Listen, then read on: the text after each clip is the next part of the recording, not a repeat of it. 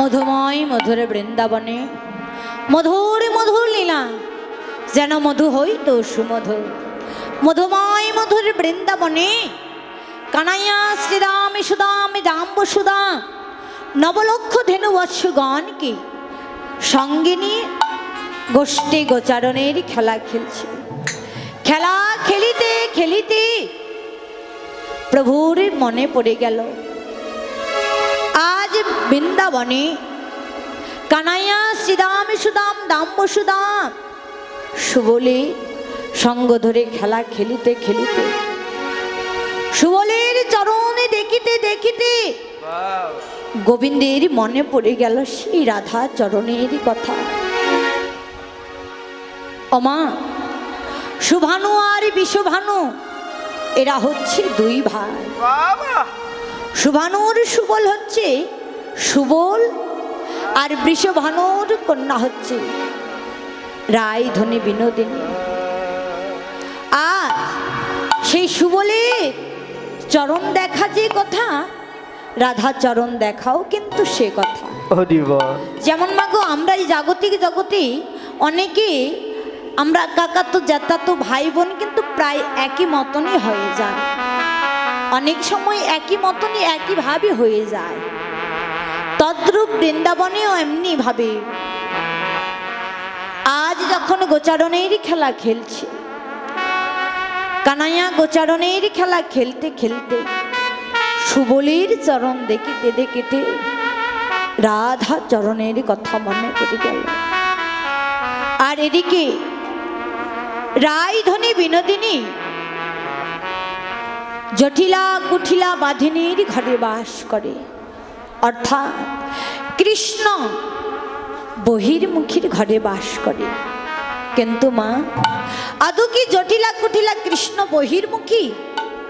না মা, জটিলা কুঠিলা যদি কৃষ্ণ বহির্মুখী হতো, যখন বৃন্দাবনে মহারাস লীলা হয়েছিল, বৃন্দাবনের মহারাস লীলা সর্বপ্রথমে জটিলা আর কুঠিলা দর্শন করেছিল। মাগো, তারা যদি কৃষ্ণ বহির্মুখী হতো তাহলে কি তারা নয়নে কেনে রাধা গোবিন্দের সেই যুগল লীলা দর্শন করতেন? বাবা, কিছুতেই দর্শন করতে পারতেন না। তাহলে রায়ধনী বিনোদিনীকে জটিলা কুঠিলা এমন করে জ্বালাই কেন, এমন করে কাঁদাই কেন? মাগো, জটিলা আর কুঠিলা তাদের উদ্দেশ্য হচ্ছে একটি, কেন রাধারানীকে কাঁদায়, কেন রাধারানীকে কষ্ট দেয়? মাগো, লক্ষ্য করে দেখবেন এই জাগতিক জগতে আর অপ্রাকৃত জগৎকে। বাবা, এই জাগতিক জগতে বাবা কেউ যদি ধনী হয়, কেউ যদি পণ্ডিত হয়, কেউ যদি রূপবান হয়, রূপবতী হয়, অনেকে কিন্তু নিজেদের অহংকার মনে করে যে আমার মতো ধনী, আমার মতো রূপবতী, আমার মতো জ্ঞানী, আমার মতো পণ্ডিত জগতে কয়জন রয়েছে। কিন্তু বাবা, জ্ঞান দিয়ে, পণ্ডিত্য দিয়ে, রূপ দিয়ে, যৌবন দিয়ে, অহংকার দিয়ে কোনোদিন যে ভগবান পাওয়া যায় না। ভগবানকে পেতে গেলে একমাত্র নয়নের জল থাকতে হবে। আজ মধুময় মধুর বৃন্দাবনে জয় রাধে, মধুময় মধুর বৃন্দাবনে আমি দাদুর নাম জানি না, তো দাদু জিতেন্দ্র চন্দ্র দাস বাবু অনেক অসুস্থ, মানে শরীরটা তার ভালো না। তবে যাই হোক, অনেক দূর দূরান্ত হইতে শুদ্ধ বৈষ্ণব জানা ভক্তিমতী মায়েরা, বাবারা, আপনাদের যুগল চরণে আমার এই মিনতি। কেননা ভক্তির চরণের আশীর্বাদ, ভক্তির কৃপা না হলে কোনোদিন কেউ ভজনের পথে আসতে পারে না, ভক্তির পথে আসতে পারে না, আবার আপনও আপন মায়ের কোলে ফিরতেও পারে না। আপনারা সবাই মিলে তাকে আশীর্বাদ করবেন। যেভাবেই যেখানেই হোক, যতটুকুই অসুস্থ হোক না কেন, সে যেন সুস্থ হতে পারে, সুস্থ হয়ে আপনাদের মতো সাধুগুরু বৈষ্ণবের চরণের ধুলি মাখিতে পারি, ঘরে একমাত্র আদরের সন্তানদেরকে বড় করতে পারি, আপনাদের মতো বৈষ্ণবের চরণের ধুলি মাখিতে পারি, আপনাদের মতো বৈষ্ণবের চরণের ধুলি মাখিতে মাখিতে তারা যেন অন্তিমে গমন করিতে পারে, বৈষ্ণবের যুগল চরণে আশ্রয় পায়। হরি বল, হরি বল।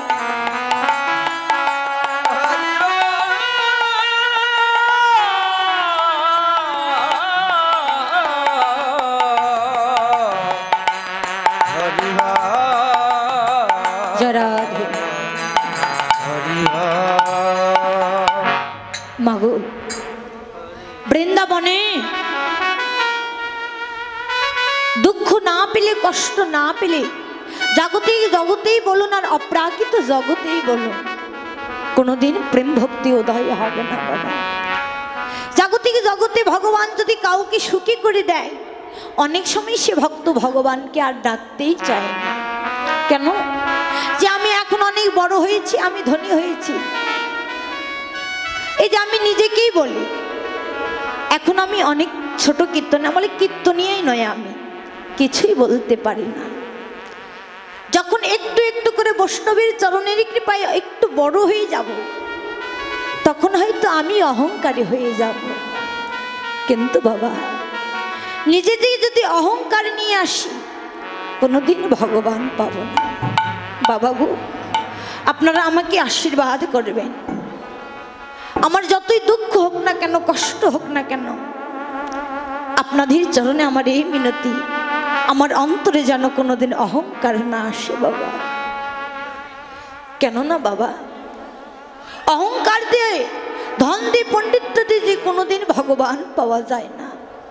জীবনে ত্যাগ না করলে কোনোদিনও ভোগী হতে পারবো না মাগো বাবা। তাই তো আজকে জটিলা কুঠিলা রায়ধনী বিনোদিনীর প্রেম ভক্তি বাড়াইবার লাগি বৃন্দাবনে কৃষ্ণ বহির্মুখী হয়েছে বাবা। জটিলা কুঠিলা কিন্তু কৃষ্ণ বহির্মুখী নয়। যদি কৃষ্ণ বহির্মুখী হতো, সে বৃন্দাবনে তারা রাসলীলা দর্শন করতে পারতেন না। আজ শুধু রায়ধনী বিনোদিনীর প্রেম ভক্তি যেন ঠিক থাকে, তাই তো বৃন্দাবনে জটিলা কুটিলা কৃষ্ণ বহির্মুখী হয়েছে। যেন রায়ধনী বিনোদিনী তার গোবিন্দ চরণ না ভুলে যায়, তার গোবিন্দের সঙ্গ যেন না ভুলে যায়। তাই তো রায়ধনী বিনোদিনীকে জটিলা কুঠিলা কাঁদায়। এদিকে রায়ধনী বিনোদিনী তো জানে না যে জটিলা আর কুঠিলা তাকে তার গোবিন্দ চরণ অব্দি পৌঁছাইতে এমন করে কাঁদায়। এদিকে রায়ধনী বিনোদিনী বৃন্দাবনে গোবিন্দ চরণ পাবার লাগে আজ নয়নের জলে কেঁদে কেঁদে আকুল হয়েছে। রায়ধনী বিনোদিনীর সখীগণ, স্বতন্ত্রের সখী শ্যামলা, বিমলা, আবলা, মঙ্গলা, এরা বলছে রাধে বল বল, বৃন্দাবনে তুই আজ এমন করে কেন কাঁদছিস? বল তোর কি হয়েছে? রায়ধনী বিনোদিনী তুই কেন কাঁদছিস বল?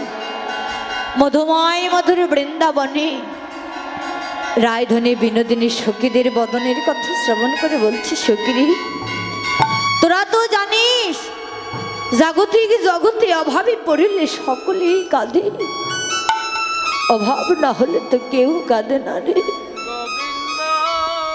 কিন্তু সখীরে আজ আমি এই বৃন্দাবনের যে অভাবের অভাগিনী হয়েছি, আমি আমার গোবিন্দ চরণে কেঁদে কেঁদে বলি, সখীরে আমার মতো তোরা যেন অমন করে কি অভাবে পড়িস না রে। সখীরে তোরা তো জানিস জাগতিক জগতের অভাবে পড়লে টাকা দিয়ে, পয়সা দিয়ে, বন্ধু দিয়ে, বান্ধবী দিয়ে সে অভাব পূর্ণ হয়ে যায়। কিন্তু সখী যারা একবারে কৃষ্ণ হারা, কৃষ্ণ ধনকে হৃদয় বক্ষে পেয়ে কৃষ্ণ হারানো বিরহ জ্বালাই কাঁদি। যারা কৃষ্ণ ধনে হারা হয়েছে, জাগতিক জগতে তার চাইতে অভাবী জগতে কেউ হয় না রে। কেননা সখী, জাগতিক জগতে যে কেউ তো কৃষ্ণ ধন হৃদয় বক্ষে পায় না।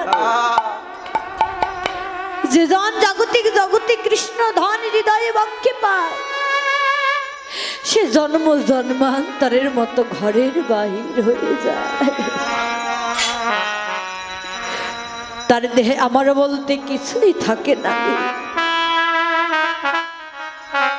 তাই আমি বলছি গোবিন্দের কাছে, আমি যে অভাবে পড়েছি, তোরা যেন আমার মতো কেউ অভাবে পড়িস।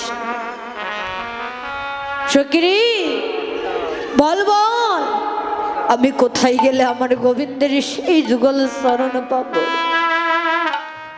সখী আমি না জানি কত জন্মের অপরাধী, তোরা আমায় দে দে দে দে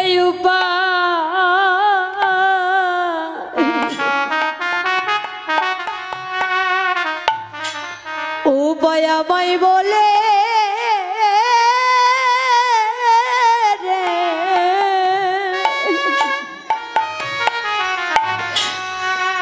উপায় আমায় বলে দে রে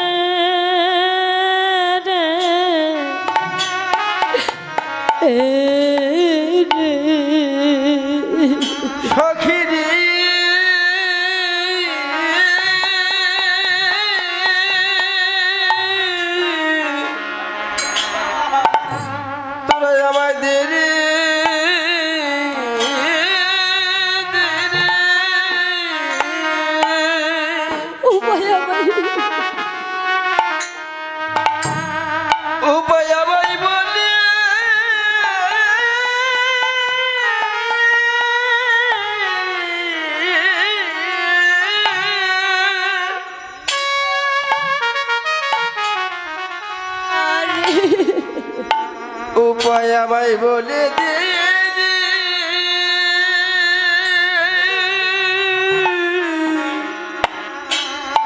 সখী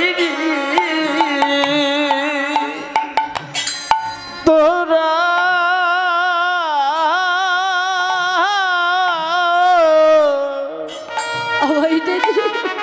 তোরাই আমায় দে দে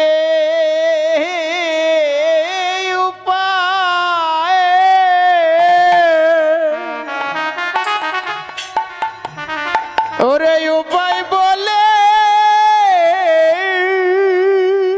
আমায় উপায় ওরে আমায় বলে দে রে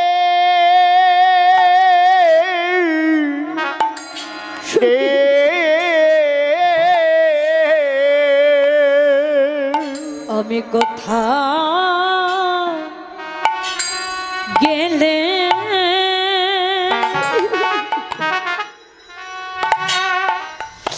কোথায় গেলে আরে গোবিন্দের যুগল শরণে পাব?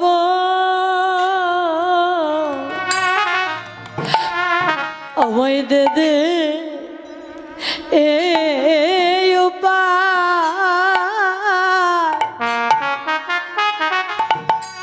উপায় বলে রে রে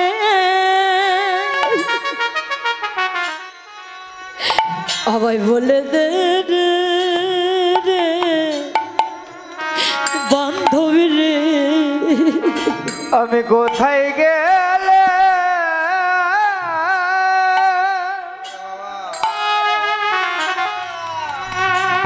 কোথায় গেলে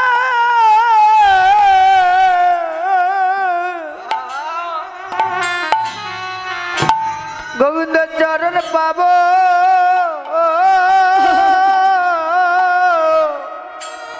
তোরা একবার দে দে উপায় ওরে আমায় উপায় বলে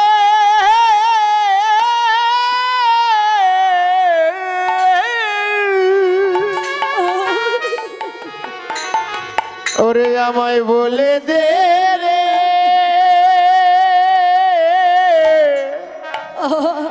রে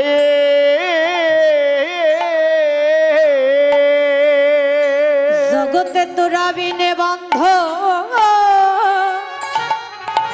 আমার আর কেবা আছে এই জগতে তোরা বিনে বন্ধ জগতে তোরা বান্ধবী কেবা আছে বান্ধব কেবা আছে জগতে সকলারি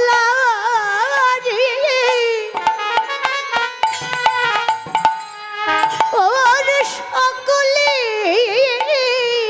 আছে জগতে তোরা বিনে বান্ধ আমার আর কেবা আছে ওরা সকল ওরা সকলে আছে জগতে তোরা বিনে বান্ধ ওরে আর কে আছে জগতে সকলারি ওর সকলে আছে তোরা বিনে বন্ধ কেবা আছে সকলে আছে তোরা বিনে বান্ধ কেবা আছে সকলারি সকলে আছে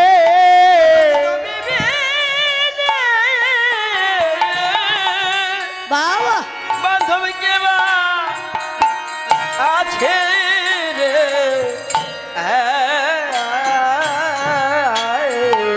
সখিরে তোরা তো জানিস জগতে আপন আপন বলে সবাই কেউ তো আপন নয় দুদিনের খেলার ঘরে শুধু পথের পরিচয় আপন আপন সবাই বলে কিন্তু কেউ যে আপন নয় সখিরে তোদের ওই যুগল চরণে আমার এই মিনতি বল আমি কোথায় গেলে গোবিন্দ চরণ পাবো রাধারানীর সখী গান বলছি সখিরে সন্তরে গোবিন্দ চরণ পেতে পারিস তুই একজনকে স্মরণে কর তুই কাকে স্মরণ করবি জানিস তুই তুলসীর চরণে আশ্রয় নে যদি তুই তুলসীর চরণে আশ্রয় নে তুলসীর চরণের কৃপা পাস একমাত্র তুলসীর চরণেরই কৃপায় তুই তোর গোবিন্দ চরণ আজ দর্শন করিতে পারবি রায়ধনী বিনোদিনী আর বিলম্ব করলেন না মধুময় মধুর বৃন্দাবনে কি করলেন পদে মহাজন বললেন ও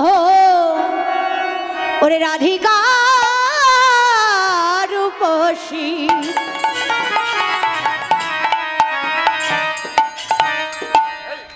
ওরে লইয়া তুলসী ওরে কহ এ মধুর কথা ও সে রাধিকা রূপসী আরে লইয়া তুলসী কহায় মধুর কথা একবার কতুলসী কৃষ্ণ কথা একবার তুলসী বাবা কৃষ্ণ কথা এ কথা শুনিলে জোড়াই এ কথা শুনলে জোড়াই এই প্রাণের ব্যথা একবার কতুলসী কৃষ্ণ কথা ওরে শুনলে জুড়া বাবা ওরে প্রাণে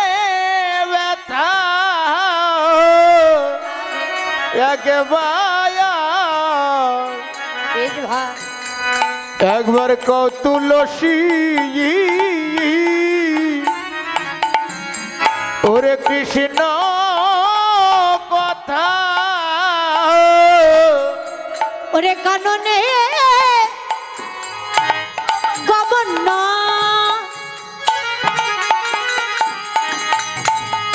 তুলসী রে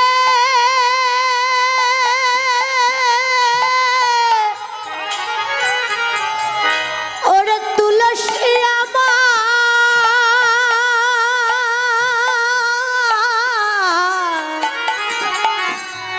কাননে গমন না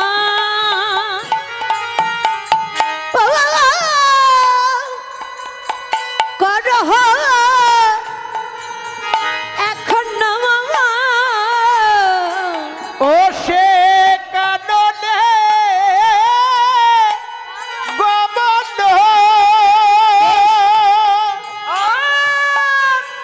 করহে এখনো আর নাগর শিখর যথারে নাগর শিখর যথা ও সে কাননে গমন আর করো এখন আর নগর শিখর যথারে নগর শিখর যথা একবার যা তুলসী ওর জেনে আই রে আগে যা তুলসী ওরে দেনে আই রে আমার প্রাণ গোবিন্দ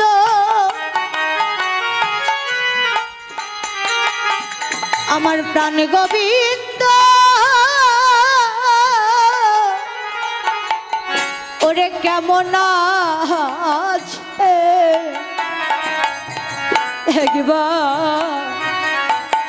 একবার যা তুলসী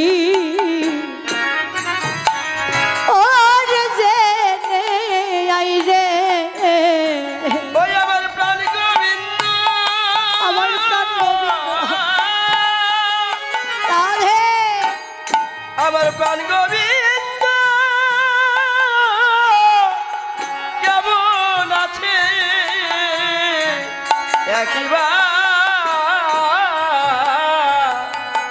একবার যা তুলসী জেনে আই রে ওরে আমার প্রাণ গোবিন্দ আমার প্রাণ গোবিন্দ ওরে কেমন আছে একবার যা তুলসী জেনে আই রে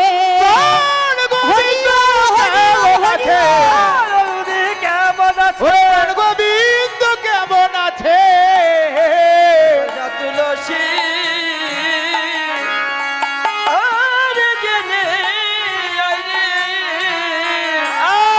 আর নাগর শেখর নাগর শিখর যথা পদে মহাজন কি বললেন মা রাধিকার উপসী লইয়া তুলসী কহয়ে মধুর কথা কাননে গমন করহ এখনো না গোর শিখর যথা রায়ধনী বিনোদিনী তুলসীকে ডেকে ডেকে বলছে তুলসী রে একবার আয় তুলসী তোরে তুলসী রে দেখি দেখে তুলসী রে আজ তোর ওই যুগল চরণের কৃপা না হলে ওরে তুলসী আজ এই মধুময় মধুর বৃন্দাবনে আবার গোবিন্দ গোবিন্দ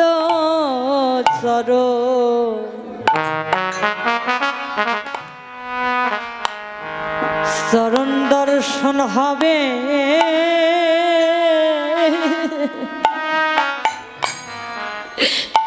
হবে না রে রে তুলসী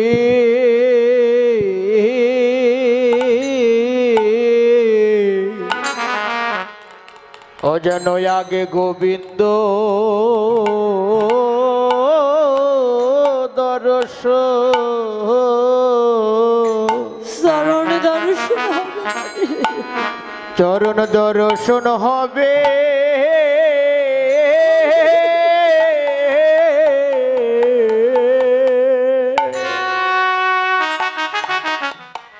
হবে না ওরে হবে না রে এ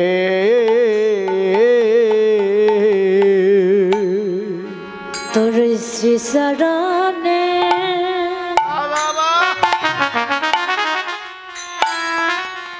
তোর শ্রী চরণে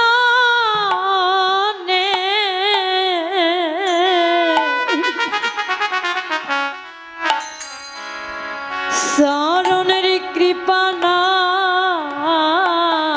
হইলে আবার গোবিন্দ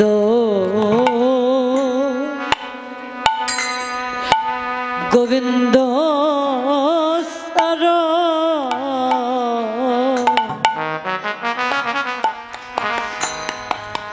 দর্শন হবে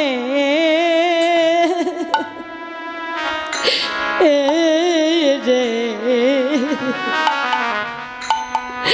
হবে না রে তুলসী তোমার শ্রীচরণে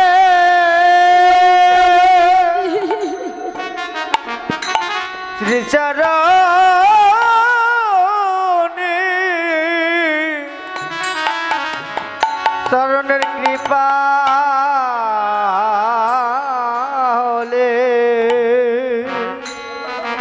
তুলসী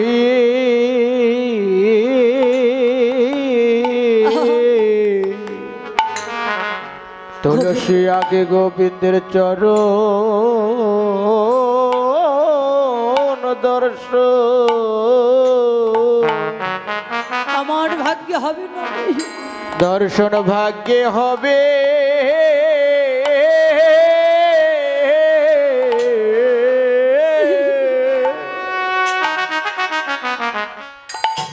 ওরে হবে না রে তুলসী রে তুলসী রে তোর চরণ ছাড়া আমায় করিস না রে তুলসী রে তুলসী চরণ ছাড়া চরণ ছাড়া আমায় করিস করিস না রে তোর চরণে তোর চরণে এক পাশে রাখি আমার চরণ ছাড়া আর করিস না রে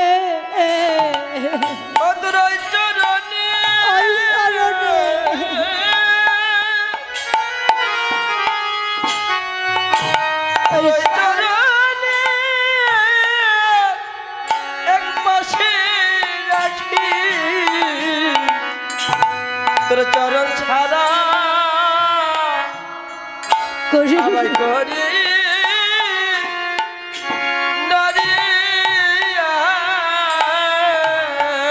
আমি যে বহু জনমে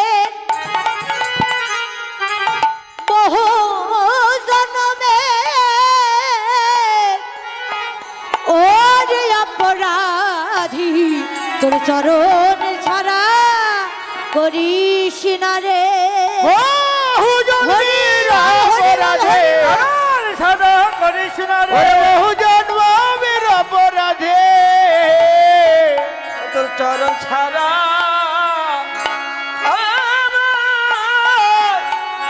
করিস না রে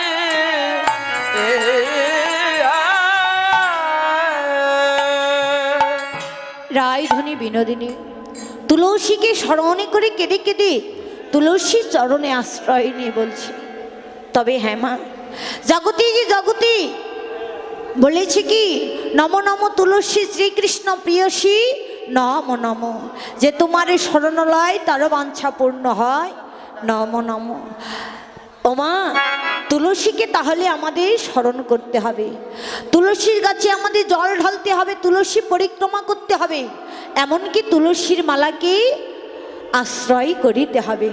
আমরা অনেকে কি বলি, হ্যাঁ গো এখনো আমার তুলসী মালা পরার সময় হয়নি। শুধু কি তাই, তুলসী মালা নাকি অঙ্গে পরিধান করলে নাকি মিথ্যা কথা বলা যায় না। হ্যাঁ বাবা, তুলসী মালা কণ্ঠে পরিধান করলে মিথ্যা কথা বলা যায় না।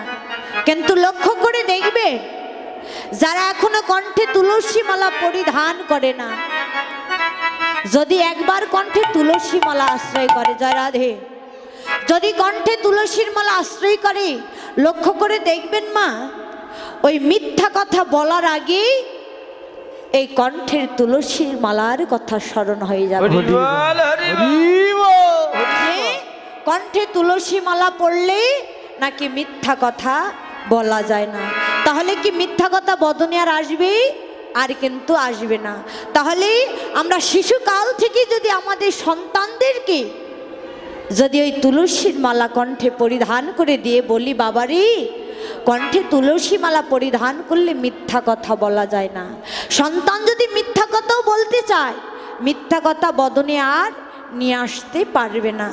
তাহলে শিশুকাল থেকে আমাদের শিখাইতে হবে, বুঝাইতে হবে, তাহলে তো তুলসীকে স্মরণ করিতে পারবে। লক্ষ্য করে দেখবেন, সেদিন মিথ্যা কথা আপনাকে ছাড়তে হবে না, মিথ্যা কথা আপনি পিছন থেকে ছেড়ে চলে যাবে, শুধু তাকে ভজার মতো ভজিতে হবে। তাই তো রায়ধনী বিনোদিনী, এই যে কীর্তন মিডিয়া দাদা খুব ভালো দাদা আছে, সবাই চলে গেলে এটা যাবি না, এটা থাকবি, খুব ভালো। এনার চ্যানেলে ভালো ভালো কীর্তন আছে, কীর্তন মিডিয়া টিম লিখবেন, অনেক কীর্তন আসবে, আপনারা শুনবেন।